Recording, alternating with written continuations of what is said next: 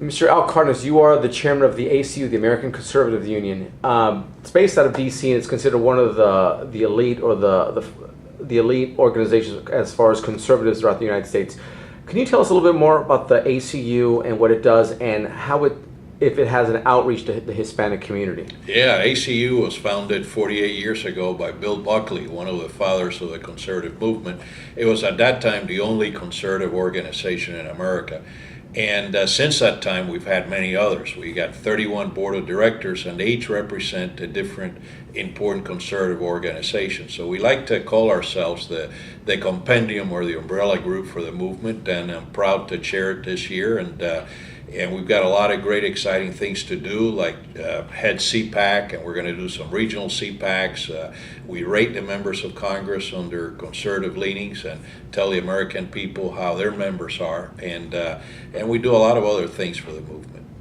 Now, as far as the Hispanic community, do you guys have any specific programs directed towards getting that Hispanic vote out? Well, we view Hispanics as every other American with every privilege and every responsibility.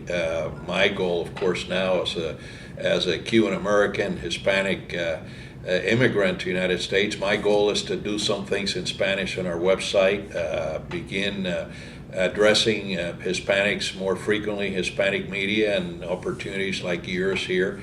And our message is always going to be the same. The conservative movement is important for Hispanics because we all care about the same things. We all care about the future of our families, job opportunities, better education for our kids, and the freedoms and liberty that only a conservative movement assures us. None of us want to have an overburdening government. None of us want somebody depriving us of our liberties. That's the reason most of us are in America, to find opportunities that allow us to progress based on our own abilities and our willingness to work hard.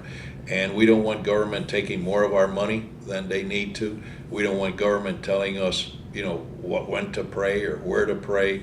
And we don't want government interfering with our personal lives and family decisions. And that's why we are conservatives, because we fit the mold of what every freedom-loving person wants, and that's less government in our lives.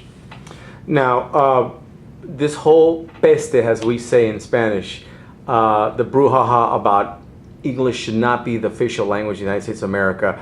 Obviously, you and I disagree. It should be the official language. Why is that? Why do you think it should be? That's the biggest propaganda of the liberal movement there is. Look, there are Japanese people here, there are people from Germany, from Italy, from other places. Nobody else seems to have a problem with this other than Hispanics. And the reason for that is you've got liberal organizations trying to convince Hispanics that it's an infringement on our rights. It's no infringement. We all came from a different country in Latin America or Spain.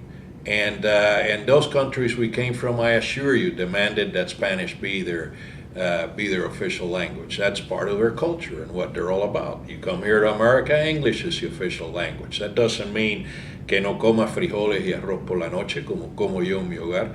No quiere decir que no hables el español con tu familia, como hacemos nosotros en mi hogar. Y no quiere decir que cuando yo quiera me dirija en español con mis amistades, mis familiares, mis socios de trabajo.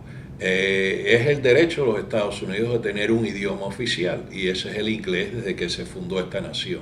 Nadie se tiene que sentir molesto porque se escoja ese idioma. Todos tenemos el derecho de hablar en nuestro idioma natal y nadie nos puede quitar ese derecho. Y yo lo que quiero decirles a todos ustedes es que no se dejen engañar con una pelea que no merece pelear. Por lo que hay que luchar es por la educación de nuestros hijos, nuestras oportunidades de trabajo y por vivir en una comunidad donde podamos vivir con seguridad y tranquilidad. Esos son temas de importancia que sí son parte y partícipes en el debate político, pero no se dejen engañar con el tema del inglés solamente, porque no es un tema que nos va a afectar negativamente a nosotros. Now, do you think President Obama is going to use the proverbial race card against Hispanics and the black community to scare away voters? ¿Usted cree que el presidente Obama va a usar la carta de racismo, ese tema o esa táctica para asustar a los votantes? Well, for the sake of our country, I hope not. I hope that they consider our community sophisticated enough not to fall into that trap. But that doesn't mean they won't try it. And I presume, if history serves, It's happened every presidential campaign when that card is played against a Republican nominee, regardless of who it'll be.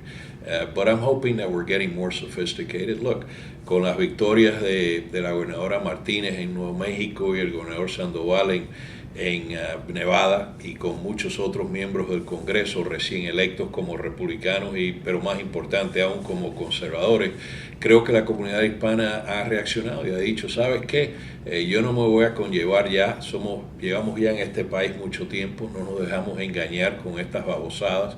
Nosotros queremos tener el mismo derecho de todas las otras comunidades de hablar seriamente sobre los temas de importancia en este país. No dejarnos engañar con quien nos meta un miedo o que nos meta un crán, que nosotros ya tenemos la sofisticación necesaria, que no nos van a utilizar por ventajas políticas.